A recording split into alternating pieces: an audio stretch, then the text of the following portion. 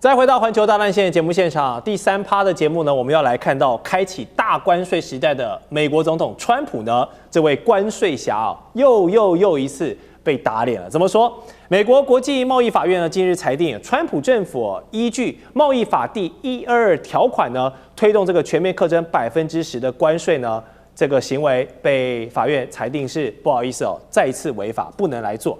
那麼法官判決的理由就是，川普簽署的公告中呢，沒有提出足以證明美國現在存在龐大且嚴重的國際收入的赤字這樣的一個證據，因此呢是無法合理引用這個122條款的。那川普得知這個消息，我相信他應該也不意外了啦。這已經是他跟法院過招這個關稅議題的2連敗了，但是他還是不認輸。他說，法院做出什麼判決呢，我都不意外，而我們還是會得到一項裁決，他就要用另一種方式繼續去做，所以之後可能還會有更多的這個關稅出招，我們還不知道。雖然他揚言呢要推出新措施，不過總統的關稅都已經被自家的法院否決了，其他國家這樣繼續看在眼裡，那前幾年的這個審判日要變得有點像是笑話，那還有公信力嗎？還有其他國家是不是反正我就繼續緩和就好，反正最後你都是要被自家的法院給否決掉了嘛？議員怎麼看？有沒有國家會繼續這個信任川普？有啊，就是我們呢，對吧？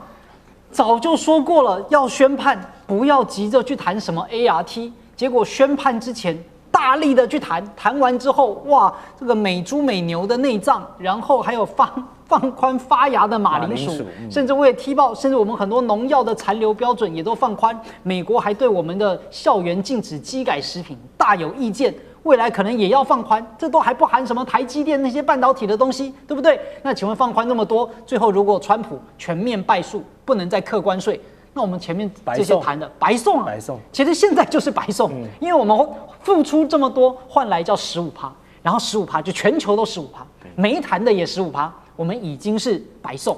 所以主持人問得很好，還有哪個國家會傻傻的信任川普？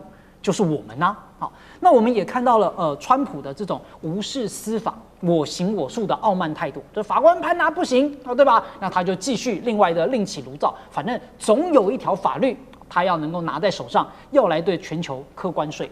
那如果我們光看自己不準，我們來看一下歐盟其他國家都是怎麼做的。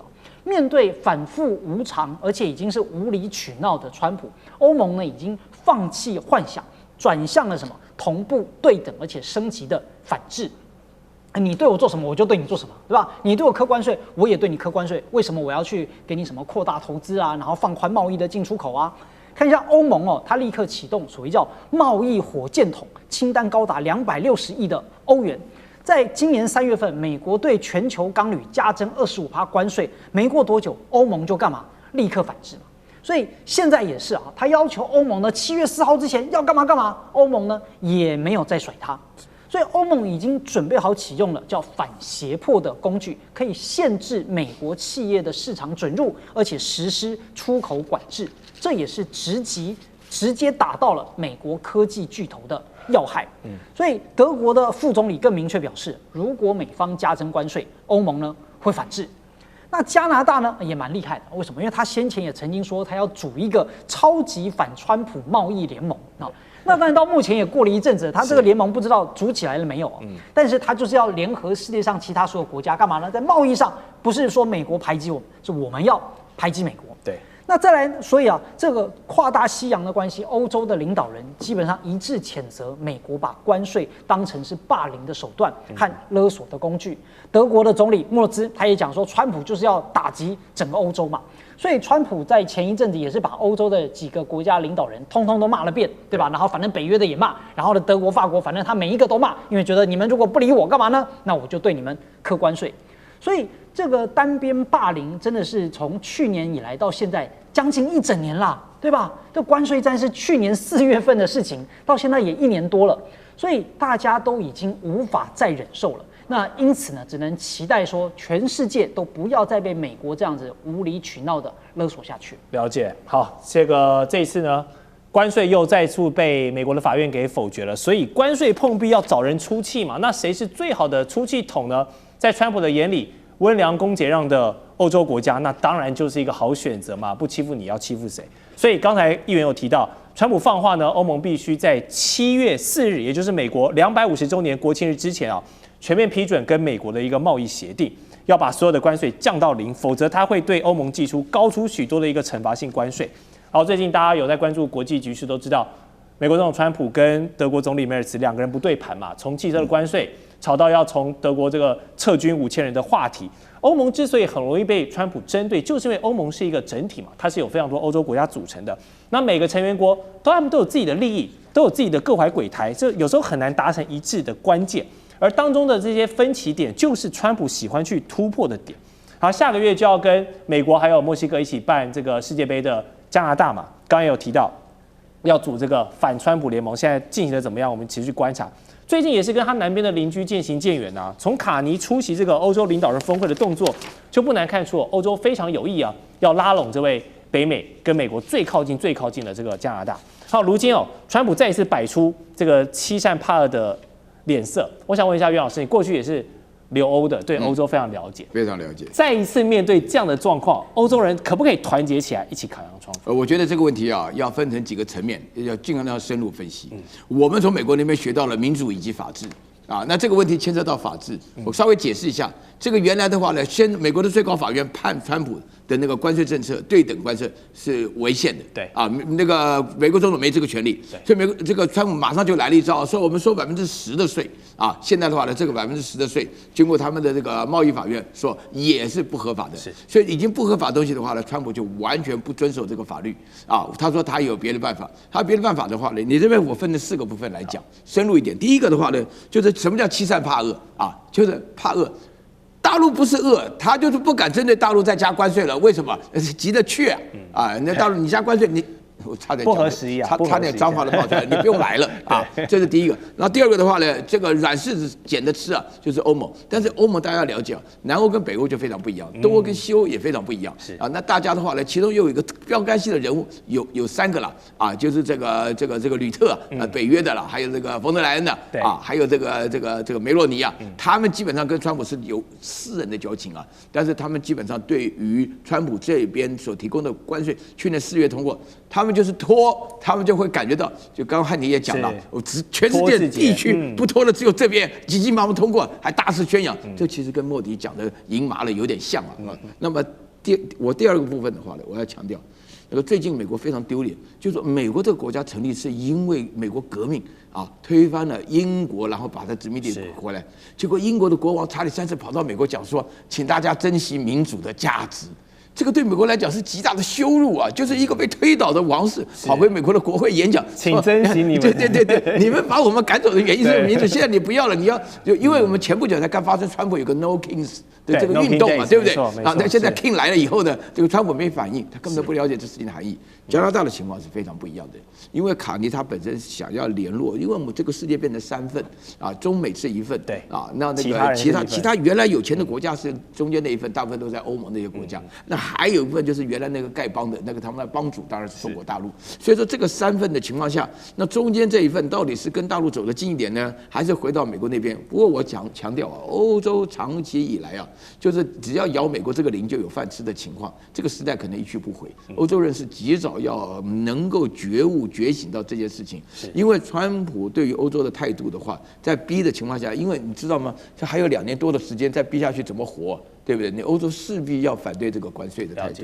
好，說到這個歐盟的生存危機哦，前幾年的俄烏戰爭打起來，確實讓整個歐洲很緊張。但是，觀眾朋友知道嗎？俄烏戰爭現在已經要邁向第5年，曠日費時，兩邊都是越打越虛的情況下，也讓整個歐盟、整個北約感覺到生存危機稍微沒有那麼緊張了。好，所以比起前幾年，川普用這個撤軍當威脅、當號令的這個籌碼呢，感覺現在不是那麼好用。但是我就想問一下將軍，現在歐盟或者是以北約來說，在軍事的格局上，他們還是最怕美國對他們做哪一些猜測的？我認為是這樣，他們這一個駐軍是一個影響力的指標，對，駐軍越多越大，感覺到我影響力是不是更大？對，這是個霸權的符號，是不是？我們講的越明顯，對。那你如果要撤軍，你的霸權是不是萎縮了？你在當地的政治影響力是不是式微了？當然嘛，你驻軍越多，當然影響力越大；駐軍越小，你如果住個，比方說從幾萬人你變成到幾百人那種差別，会就非常明顯的。是，我認為是相互需要。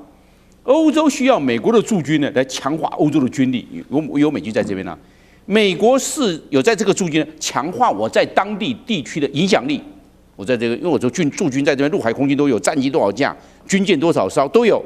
這個航空母艦還過來，偶爾來這邊定期來演習的，是不是？就是相互需要。我要彰顯我這個地方我有駐軍，我就能夠彰顯。那我認為這一個川普他要去對歐洲這個駐軍要減少，我認為他是一個形式上的裁減，不是做實質上的裁減。我認為他只是一個想要。這是我的籌碼，我就彰顯這是我的籌碼。結果我發現這籌碼，川普這個籌碼其實打錯了，沒有用，沒有用。因為什麼呢？因為它也會影響到3個。第一個，你的霸權伸張現在變成霸權退縮，這個你要嗎？你減少之後，你指揮權、你的影響力都會受到相對受到影響哦。對，因為人數军力越大，指揮權是越大，你越少，你是越小，一定的嘛。第二個，我们可以看到，這會外溢到軍工產業的市場。為什麼？我駐軍多，你那相關買的武器哈，包含軍艦、包含戰機哦，要跟我們有個匹配，因為我們駐軍那麼多，我們要演習啊，你不要南轅北轍，根本不相容。是演習為什麼就驗證我們可以相容，互相溝通聯絡勾連是這個樣啊？結果你買的都不是不對的。那現在我駐軍多，你買的都是不是我們在這些的國防預算？你要相對的做編實，是不是這個樣的？我認為是外溢到軍工產業，美國不得不考量。第3個，我認為是心理戰的價值。如駐軍減少，你心理戰，我認為其實川普是打的在心理戰。我減少你趕快接受我條件，要不然你減少哦，人家也看錯了，看穿了。你川普其實這個只是心理戰，是減多減少你自己的損失，你先損失吧。是這樣啊，所以我就認為他們在等川普的，因為這個影響力會時間延後，川普還剩下2年半的任期而已了，時間延後，他們來看時間來解決這個問題。所以我認為川普的籌碼反而會因為時間的壓力相對有限。了解，好，謝謝張將軍的分析。那下段節目呢，我們要把視角從美國轉移到中國大陸了，來看看打貪反腐這個動作現在持續發力哦。2位前解放軍的國防部長呢都被判死緩了，還有預測平台Polymarket 上面呢，認為最有可能下一個中箭落馬的高官又會是誰？我們待會告訴你。地緣政治、美中之爭、戰略價值、強權崛起、小國生存，現在與未來洞悉事件走向，掌握世界脈動，全球觀點盡在環球大戰線。